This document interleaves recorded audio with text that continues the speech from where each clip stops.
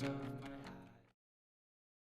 saw this statistic online, and 40% of the U.S. population, only 40 exercises regularly. So there are lots of excuses for this that people come up with. A lot of times it's we don't have time, or it's too expensive to get a gym membership. So for our 20time project, Tara, and I decided to become the 4 Fit Girls. And we started up a blog that featured workout calendars, and simple recipes that can be done and made at home with common household items. I started writing last year, and my life kind of took a turn for the worse, and I hit like the lowest my life's ever been.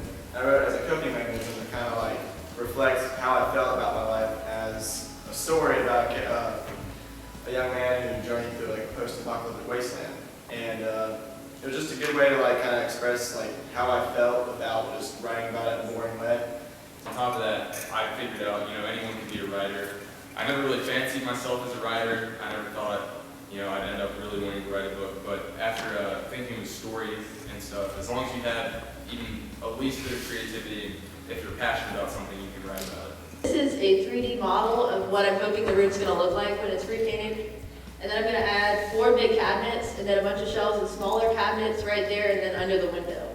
Like my own personal goal, to be honest, would be to help other students realize that they can enjoy reading. They just have to find the correct genre of books that go with their personality type. Because if you're not interested in the book you're reading, or it's not written the way you enjoy reading, then you're not going to enjoy it, and you can't base all reading on one book. So I hope my goal for our website is to have the review website up for future students, and it can help, like everyone can add reviews to it, and that it'll help students be able to pick out a book. So helping others is something that's very important to me. So when we were given the opportunity to do a year-long project, there was no doubt in my mind that I wanted to do something to help other people and improve their lives. So in order to decide on a final project, I focused on 2 things. Firstly, I stuck to the idea that I wanted to help other people and give them aid in some way. Secondly, I considered my strengths and what I wanted to learn over the course of the project. After thinking about it for a while, I decided on creating a healthcare app, and I did this because I thought it would have the most impact.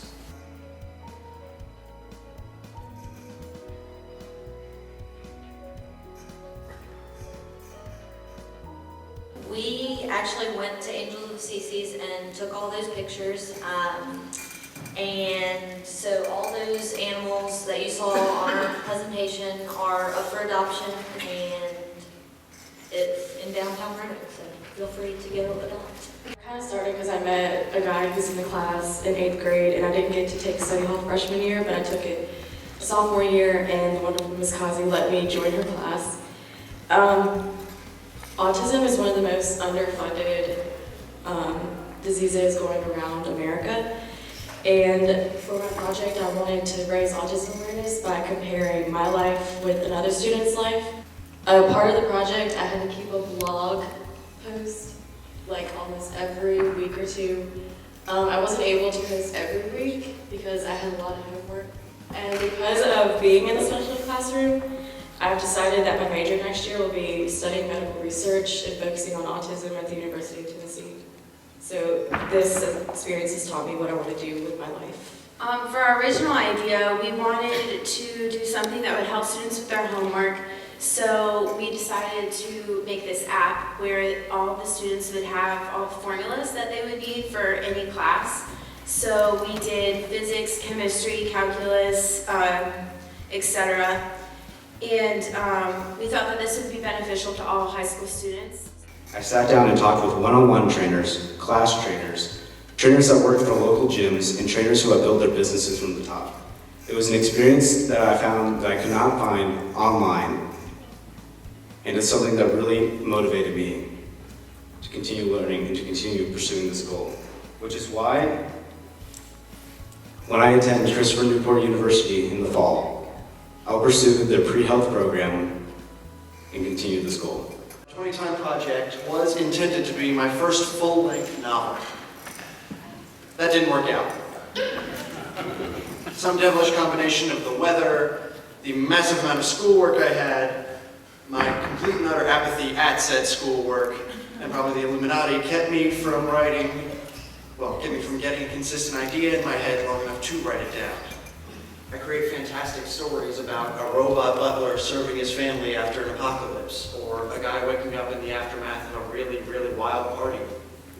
Things I haven't experienced, obviously, but things I was able to imagine just off the top of my head. It was astounding to me that I was able to write these fantastic stories just off the cuff. So my original goals were to kind of inform younger children about healthy eating and at the same time inspire them to create recipes of their own.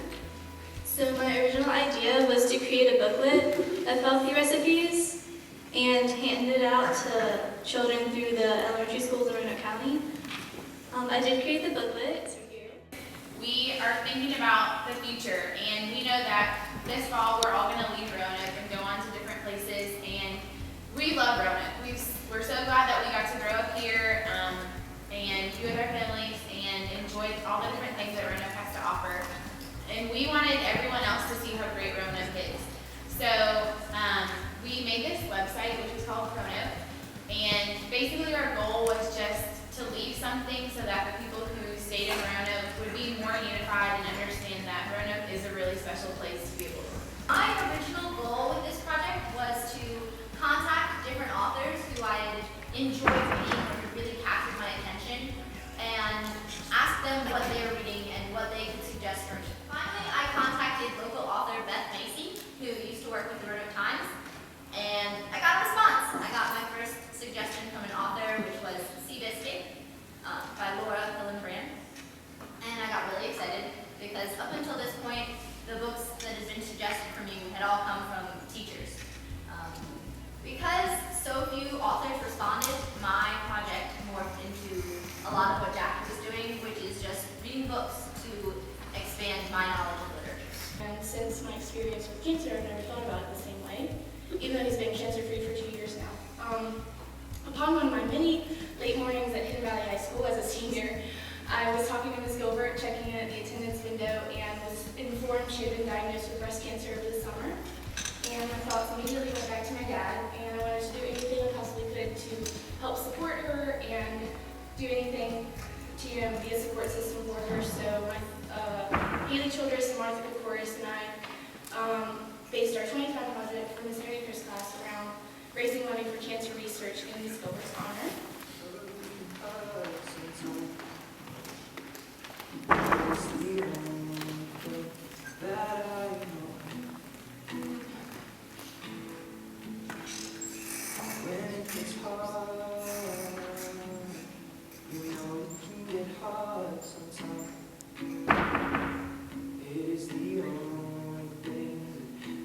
Us feel alive. We keep this love in a photograph. We make these memories for ourselves, where our eyes are never closing, our hearts were never broken, and time's forever frozen still. So you can.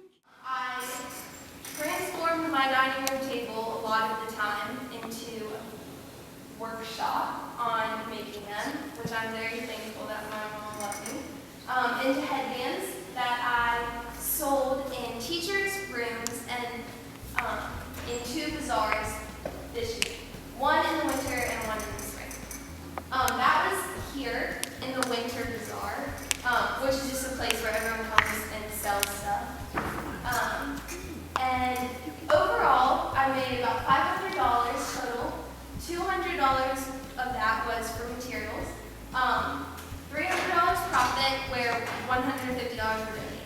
Overall, this project was very valuable because it took ideas and turned them into actions, which is not something we get to do every day. Our presentation, our project, our goal was to have a proposal by the end of the year for renovations for the baseball field. Our baseball field is not currently lit, and it's lacking seating and parking and so not many people are going to baseball games. So we use SketchUp, which was a computer program that's compatible with 3D printer, which we did not get to either, which we were planning on.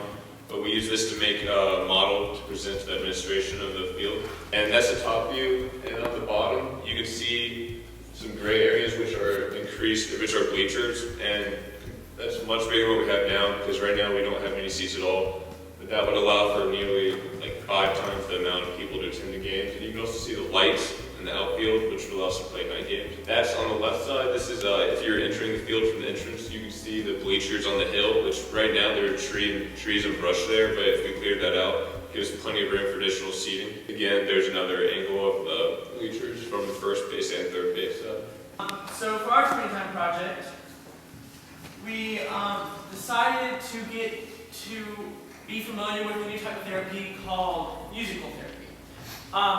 And it's pretty much like going into a psychiatrist's office, except instead of sitting there and explaining your issues, you go in and you listen to music. And they do statistics on how the music makes you feel, how the different types of sound waves and correlates with your brain waves, and how that reflects with your emotion and what you think, or it connects with your memories. Stoneacre introduced 20time to the class and told us to pick something to work on. I wasn't entirely sure what to do. I had a lot of issues thinking of what I would enjoy doing the whole year and what I was good at. And I eventually thought back to all the times I tried and failed at writing. And so I thought this would be the perfect opportunity to attempt to write an entire book. And Ms. Honeacre set up an email interview with Dr. Nikki Giovanni, and some of you, that name may be familiar. She authored the We Are Virginia Tech speech after the massacre in 2007. And so I asked her a couple of questions, like what her advice to aspiring writers were, what her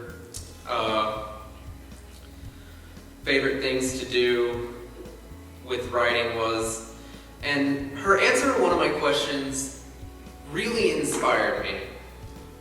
I asked her how to overcome writing block, and she said, as you can see on the screen, there is no such thing as writer's block. There is something called not enough knowledge.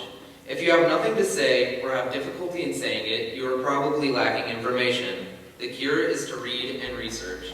And needless to say, I took that piece of advice to heart.